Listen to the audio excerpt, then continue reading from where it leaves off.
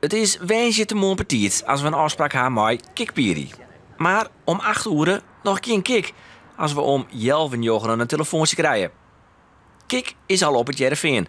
En dus krijgen we in Langswegen voor een excuus. Kijk, jij kan misschien... Excuses. Waar was je nou vanochtend? Ja, verslapen. Nee. Ik ben gisteren in Heerenveen gebleven. Omdat het wat makkelijker was natuurlijk.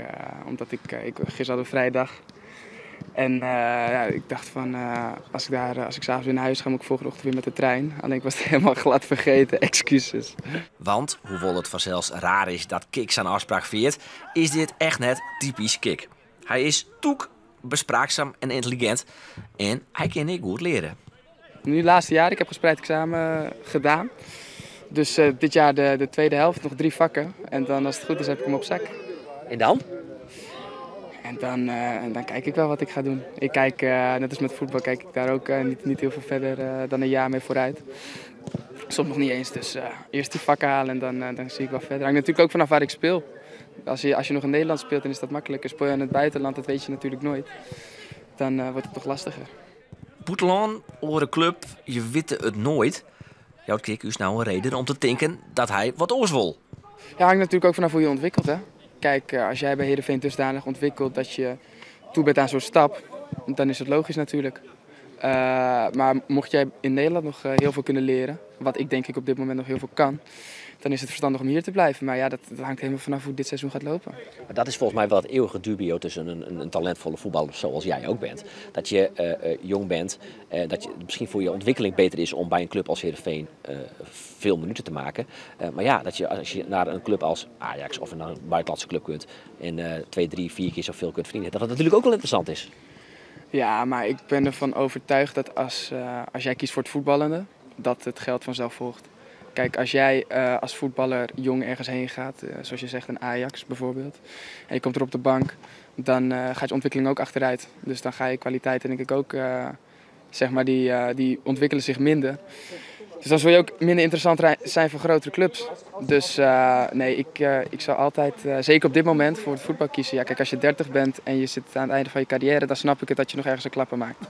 Maar nu is dat in mijn ogen niet verstandig. Hij tinkt door zijn ontwikkeling en komt poppedat uit een topsportfamilie die Tim bij alle gedachten daar wel op wijzen zal.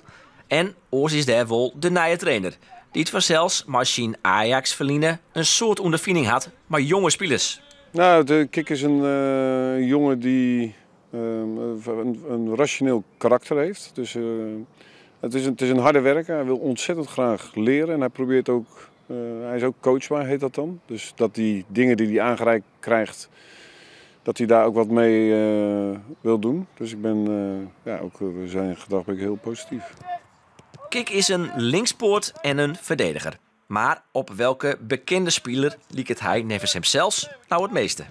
Ja, ik vind Frank de Boer, ik vind dat ik wel aardig op Frank de Boer lijk, zeg maar, qua kwaliteit. Kijk, hij heeft natuurlijk een fantastische carrière gehad, dat heb ik nog lang niet. Mag duimen dat ik zo'n carrière krijg. Maar ja, die had ook dezelfde posities als ik, linker centrale, eventueel linksback. Ik denk ook dezelfde kwaliteiten. Was ook een voetballende verdediger, net als ik.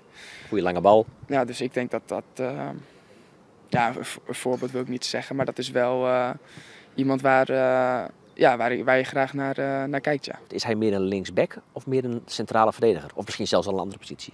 Ja, maar ook daar moet je denk ik niet op vastpinnen. Ik heb als voorbeeld van Frank de Boer gezegd, die natuurlijk in het gouden Ajax-tijdperk in linksback stond. Hij was als best natuurlijk als centrale verdediger, maar daar stonden Rijkaard en Blind. Dus Reiziger rechts en er was Frank aan de linkerkant. Dus weet je, uiteindelijk gaat het om dat hij speelminuten maakt. We hebben wel een plan voor hem en dat weet hij ook. Maar om uiteindelijk de top te bereiken op je ideale plaats, dat gaat niet altijd via een rechterlijn, maar daar zit ook wel eens een kronkel in.